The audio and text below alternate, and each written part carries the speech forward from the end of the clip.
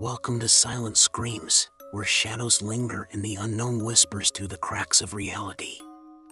Tonight, we begin a tale that will grip your soul, a story that delves into the horrors hidden in plain sight.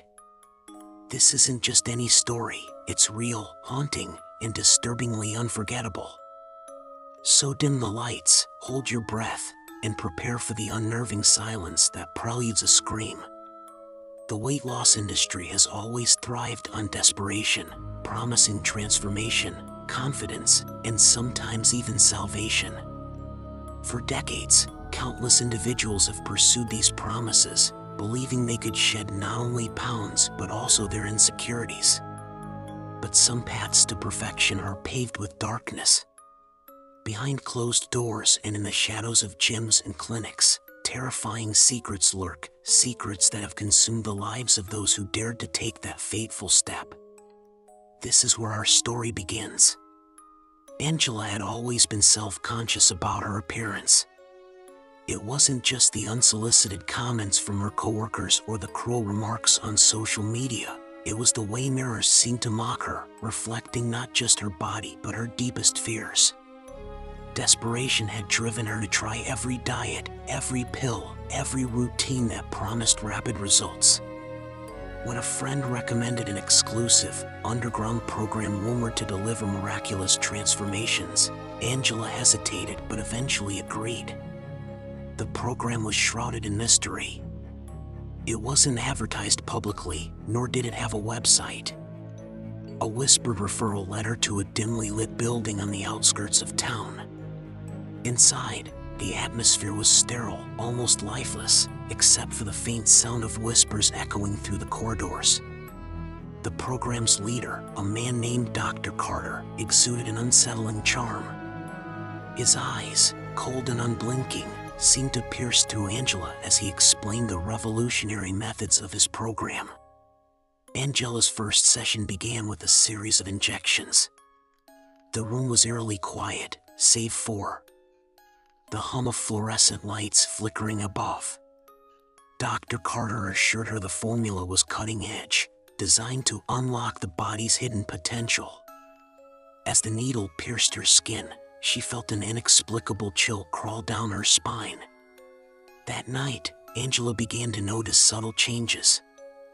Her appetite vanished, replaced by an insatiable thirst that no amount of water could quench. Her reflection in the mirror appeared different, not thinner, but sharper, almost distorted. The following days grew stranger. Angela woke up each morning feeling lighter, yet her scale never changed. At night, she began to hear faint whispers in her apartment, though no one else was there. The shadows in her room seemed to stretch and twist, bending toward her as if drawn to her presence. Her friends noticed the changes too. Angela's complexion had become pale, almost translucent, and her eyes seemed to sink deeper into her skull. She brushed off their concerns, attributing it to the detox Dr. Carter had mentioned. Then came the visions. It started with fleeting glimpses, a shadow darting across the room, a figure standing at the edge of her bed, disappearing the moment she turned on the light. But as the days passed, these apparitions grew bolder. One night, Angela woke to the sensation of cold hands gripping her ankles. She froze, her breath hitching as she glanced down to see nothing but the dark void of her bedroom. Yet the pressure on her skin remained, tightening until she screamed. The next morning, she confronted Dr. Carter. His demeanor remained calm, almost unnervingly so. He explained that the side effects were part of the process, urging her to trust him. But Angela couldn't shake the feeling that something was terribly wrong. She began to research the program, only to find nothing, no reviews, no testimonials, no evidence that it had ever existed. Her paranoia grew. Each night, the shadows became more aggressive. Angela started hearing footsteps in her apartment, even though she lived alone. Her reflection in the mirror no longer moved in sync with her actions. It would linger, staring at her with an expression that wasn't her own. Once, she caught it smiling as she cried. Desperate for answers, Angela reached out to her friend who had recommended the program. But when she visited her friend's home, she found it abandoned. The windows were boarded up, and the mailbox overflowed with unopened letters. It was as if her friend had vanished without a trace. Angela's weight continued to drop, but not in the way she had hoped. Her body seemed to decay, her skin clinging to her bones like a fragile sheet of paper. The whispers she heard at night grew louder, morphing into guttural voices that spoke in a language she couldn't understand. She began to notice strange symbols appearing on her walls, faintly etched as if scratched by unseen claws. One evening, as Angela sat in her living room, the lights flickered and died. The air grew cold, and the voices crescendoed into a deafening roar. From the corner of her eye, she saw it, a figure, impossibly tall and cloaked in shadow, its face a void of nothingness. It stepped closer, the sound of its footsteps echoing unnaturally in the silence. Angela tried to scream, but no sound escaped her lips. She ran to her bedroom, slamming the door behind her. The whispers were everywhere now, surrounding her, filling her mind.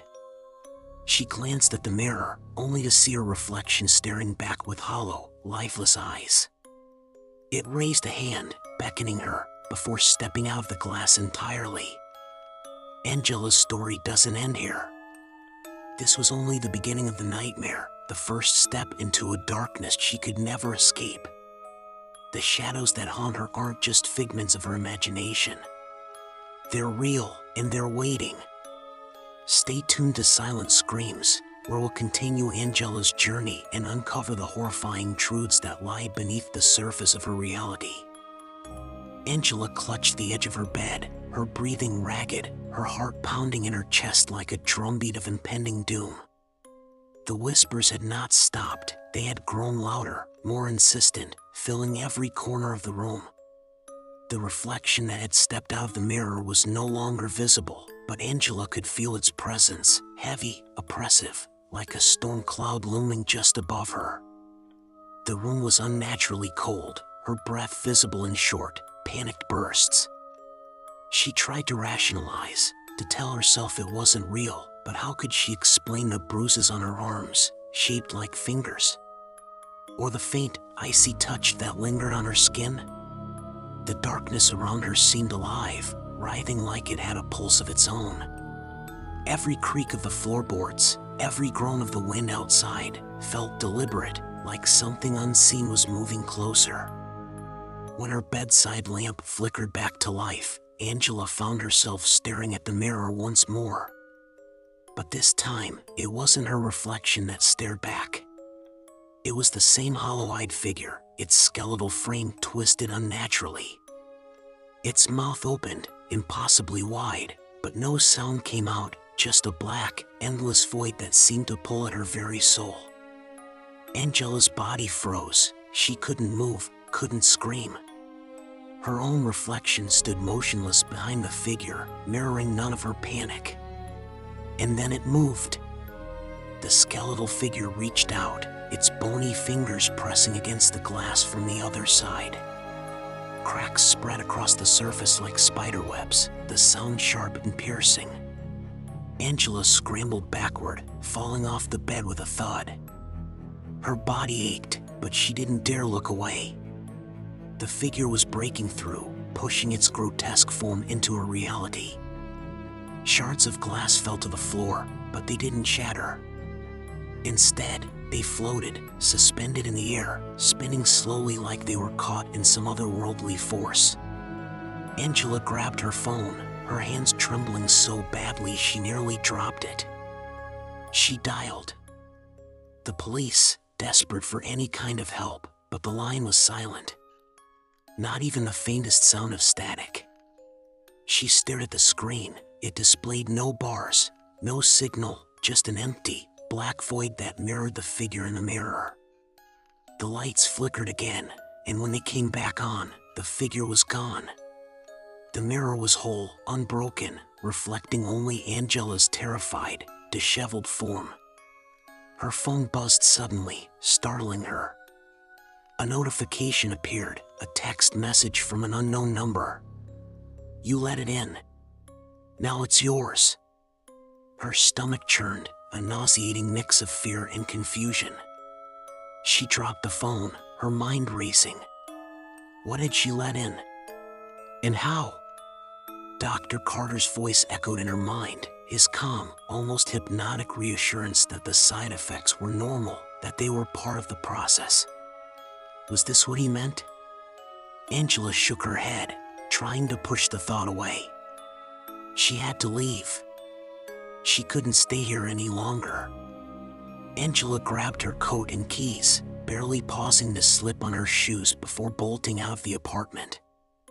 The hallway was dimly lit, the flickering bulbs casting long, distorted shadows. She could hear footsteps behind her, slow, deliberate, too heavy to be her own. She turned, expecting to see someone, anyone, but the hallway was empty. The air felt thick, almost suffocating, and the footsteps didn't stop. They grew louder, closer, echoing unnaturally. She ran. The elevator at the end of the hall seemed impossibly far away, its light a faint beacon in the oppressive gloom.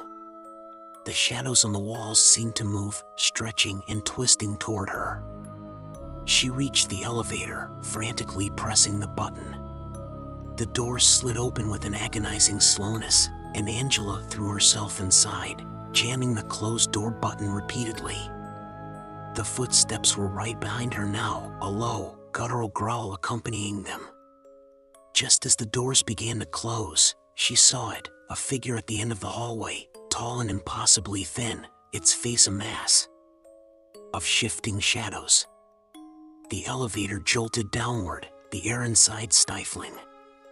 Angela leaned against the wall, trying to catch her breath. She felt a momentary sense of relief, but it was short-lived.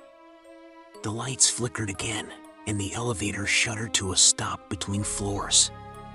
The control panel buzzed erratically, the numbers flashing before going dark. Panic set in as Angela pressed every button, but nothing happened. Then the whispers returned.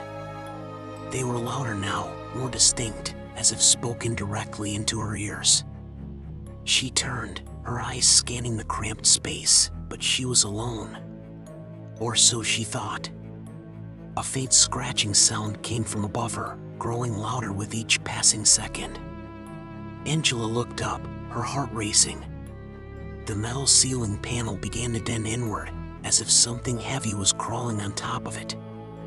Suddenly, the panel burst open, and Angela screamed as a torrent of black, viscous liquid poured down, soaking her. The liquid was cold, its texture thick and suffocating. She clawed at her face, trying to wipe it away, but it seemed to seep into her skin, burning like ice. The whispers were deafening now, overlapping and incomprehensible, but one word stood out, repeated over and over: consume. The elevator jolted back to life, dropping suddenly. Angela's stomach lurched as it plummeted, the lights strobing wildly. Just when she thought it would crash, it stopped abruptly, the doors sliding open to reveal darkness.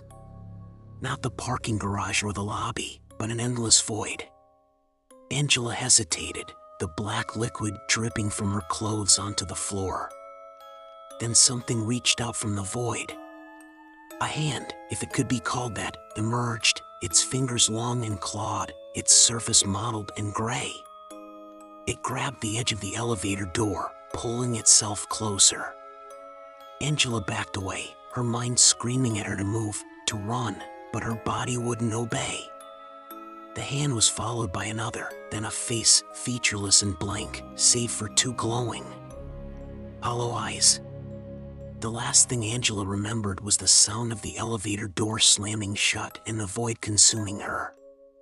When she opened her eyes, she was back in her apartment. The clock on her nightstand blinked 3 a.m. in harsh red digits. Everything seemed normal. No black liquid, no whispers, no clawed hands. Had it all been a nightmare? Her body ached, her muscles sore as if she had been running for hours. She sat up slowly, her head spinning, and noticed something on her arm. Burned into her skin were the same symbols she had seen on her walls, glowing faintly in the dark. And then, from the corner of the room, she heard it again, the voice, low and guttural, whispering her name.